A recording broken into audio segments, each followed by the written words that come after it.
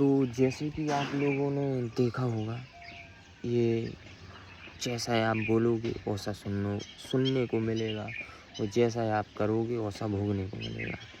तो जैसे कि आप देखते होंगे, ये लोग हैं या इंसान या कोई पुरुष या कोई महिला, ये अपनी उम्र में होते हैं तब इनको बहुत घमंड होता है, और घमंड के साथ ये ना तो मतलब किसी को कुछ समझते हैं, और ये अन्ना गाली गलौज, और उनको खूब घमंड रहता है, पैसों का घमंड रहता है, शरीर का घमंड रहता है। और तब तक इनके शरीर में और हाथों पैरों में जान रहती है, ताकि ये सब कुछ जब करते हैं, और जब कुछ समय बाद ये समय ढलता है और इनके पास जब सब खो जाता है, शरीर काम नहीं करता और कुछ काम नहीं कर पाते, तो फिर लास्ट में ये बचते हैं और इनकी उम्र ढल जाती है। उसके बाद लोग कहते हैं, इनका मतलब समय निकल जाता है, फिर ज्ञान देते हैं अपना कि भैया ये सब गलत है और घमंड नहीं करना चाहिए, ऐसा नहीं करना चाहिए, किसी को बुरा मत बोलो, ऐसा मत करो। और मतलब फिर ये अच्छा ज्ञान देने लगते हैं।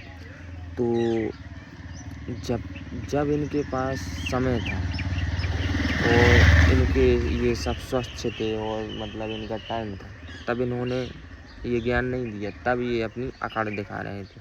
और जब ये कुछ नहीं कर पाते हैं तो अपना ये ज्ञान देने लगते हैं। उसके बाद जो है कि जो बोला है वो सुनने को मिलेगा, तो जिनको जो कुछ बोला है वो भी फिर उनको सुनाते हैं। तो फिर ये कहते हैं, भैया इस लड़के को तमीज़ नहीं है, इस आदमी को बोलने का तरीका नहीं है, ऐसा नहीं है, वैसा नहीं है। और जो है कि बोलते हैं बस सब कुछ भगवान है, बस राधा राधा जय श्री राम, और नाम जपते रहते हैं और बोलते हैं कि दुनिया में कुछ नहीं है, बस भगवान ही है। जब ये कुछ नहीं कर पाते हैं, हाथ पैर से कुछ नहीं कर पाते, और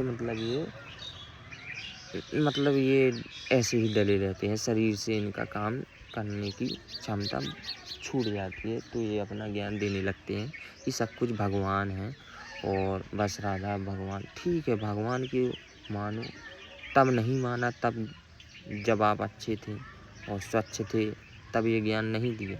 जब आप कुछ नहीं कर पाए और जब शरीर आपका काम करना बंद हो गया, तो भगवान है।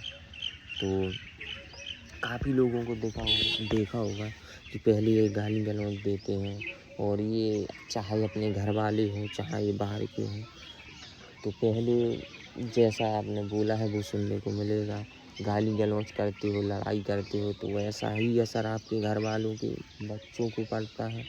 वो बच्चे धीरे धीरे बड़े होते हैं तो वो सुनाने लगते हैं आपको, तो फिर कहते हैं ये नालायक को ये ऐसा बच्चा पैदा किया कि ये हमको ऐसा सुना रहा है, ऐसा कर रहा है, वैसा कर रहा है।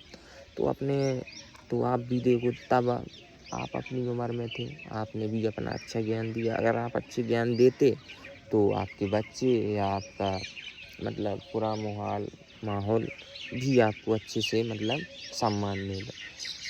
जब आपकी उम्र अच्छी थी तब आपने ये ज्ञान नहीं दिया, और अब उनकी उम्र है तो उनका भी सुनना पड़ेगा।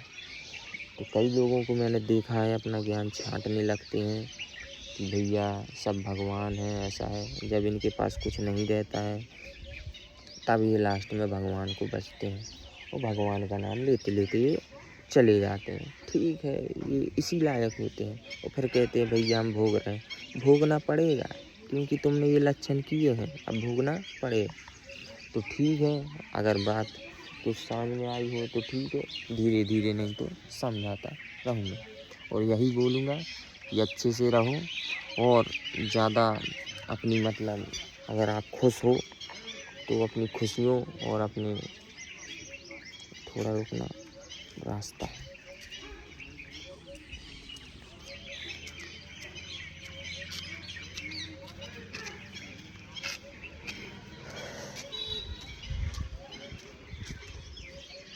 अगर आप लोग बहुत ही मतलब